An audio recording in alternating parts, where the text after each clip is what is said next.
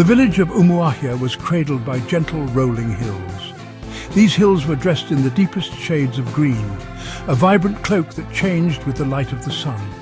The air itself seemed to carry the scent of red earth and ripe mangoes, a fragrance that clung to everything and everyone. Life here moved with the rhythm of the seasons, slow and deliberate, a dance that had been passed down through countless generations. Children's laughter echoed through the pathways that wound between the mud brick houses with their thatched roofs. This was Emeka's world, a place of profound beauty and simple, enduring truths. He knew every curve of the hills and every secret whispered by the wind. Emeka was a son of this soil, his spirit as bright as the hibiscus flowers that grew in wild profusion along the fences. He carried the stories of his ancestors in his heart, tales of courage and community that shaped his view of the world. His hands were skilled, capable of carving intricate patterns into wood or coaxing yams from the stubborn earth. Yet his mind often wandered far beyond the familiar green hills that embraced his home. He dreamt of places he had only seen in pictures, of cities with towering buildings and people whose lives were so different from his own. He felt a quiet yearning for connection, for a story that would intertwine with his. Meanwhile, across a vast ocean, in a city that buzzed with an entirely different kind of energy, lived Emily. Her world was one of concrete and glass, a place where time was measured in hurried footsteps and flashing traffic lights. She was an artist, her soul filled with a desire to capture the world's hidden beauty on her canvas. She painted cityscapes and portraits, yet she often felt that something was missing from her palette, a colour she had not yet discovered. She longed for a different kind of silence, one not defined by the absence of noise, but by the presence of nature's quiet symphony, a peace she could only imagine. Their lives were separated by thousands of miles of land and sea, by cultures that had grown from different roots and spoken in different tongues. On the surface, their worlds could not have been more distinct. Emeka's days were governed by the sun's journey across the sky, while Emily's were dictated by the relentless ticking of a clock. He found comfort in tradition and the familiar embrace of his community. She sought inspiration in the new and the unconventional. Yet beneath these differences, a shared human desire for understanding and love was waiting patiently, like a seed buried deep in the earth, ready for the right conditions to sprout. The bridge between their two disparate worlds was not made of steel or stone, but of light and code. It was technology that first introduced them, a simple language exchange app on their phones. Emeka wanted to practice his English, to polish the words he had learned in school so they shone with the confidence of a native speaker. Emily, in turn, was curious about the Igbo language, its melodic tones and rich expressions calling to her artistic spirit.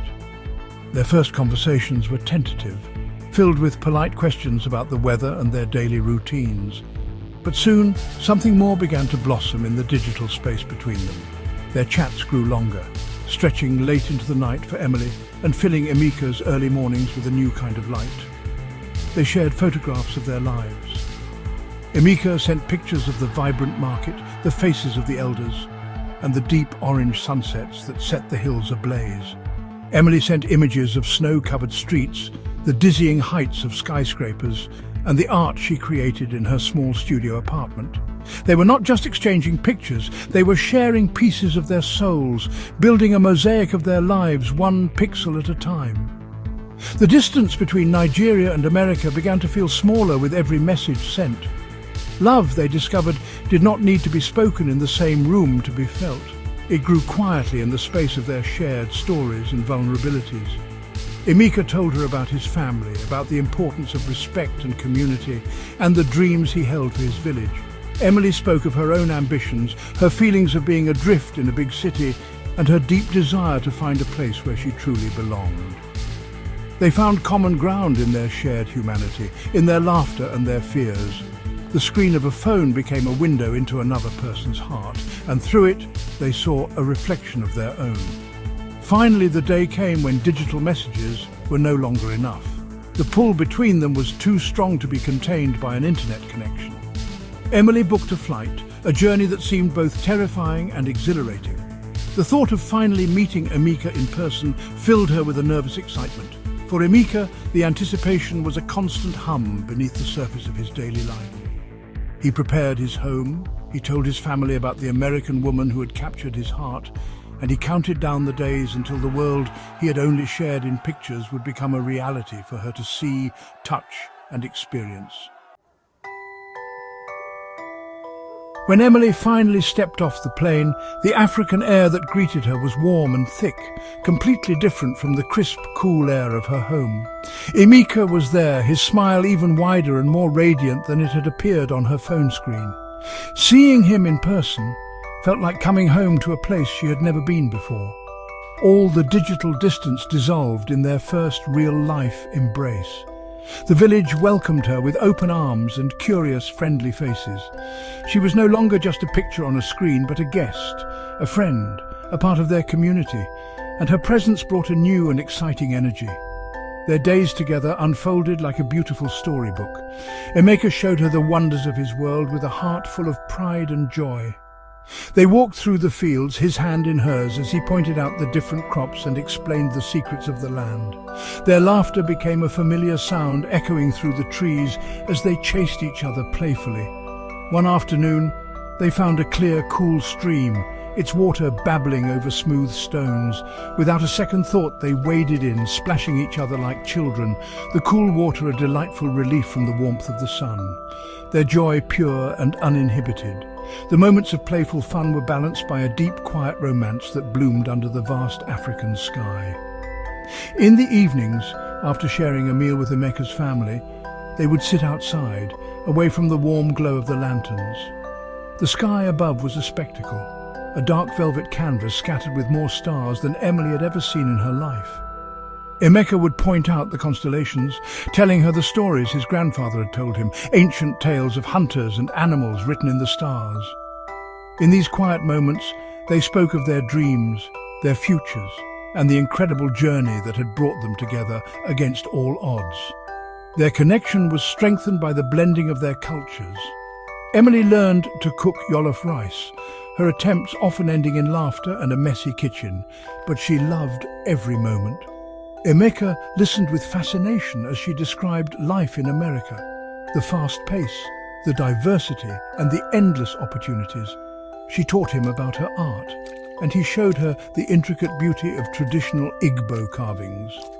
They were not just a couple in love, they were teachers and students, each enriching the other's life with new perspectives, flavors, and traditions.